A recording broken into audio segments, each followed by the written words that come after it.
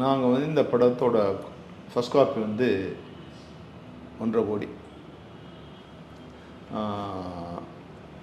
எங்கள் எல்லாரோட சம்பளம் இருக்கு இல்லையா, விஜயகாந்த் சார், ரூபினி, ரம்யா கிருஷ்ணன், ஆர்கே செல்வமணி, இளையராஜா, ராஜராஜன், ஜேகே, ஜெயச்சந்திரன், லியாகத் அலிகான், இவங்க எல்லாரோட சம்பளம் சேர்த்து எவ்வளோ வரும்னு நினைக்கிறீங்க அந்த 1.5 கோடியில்?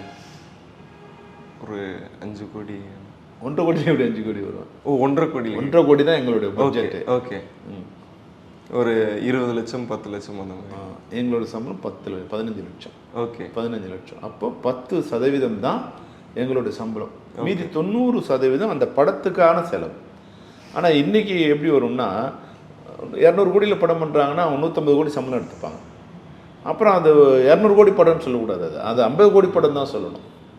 அப்போ நாங்கள் வந்து இப்போது நாங்கள் 1 கோடி சம்பளம் எடுத்துகிட்டு இது பண்ண இந்த படம் எப்படி வந்திருக்கோம் இல்லையா?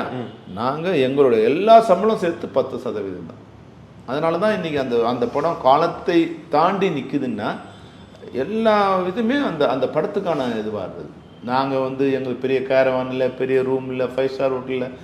நான் 2nd கிளாஸ் ட்ரெயினில் தான் எனக்கு டிக்கெட் போட்டிருந்தாங்க. விஜயகாந்த் சாரே ட்ரெயினில் தான் வந்தார்.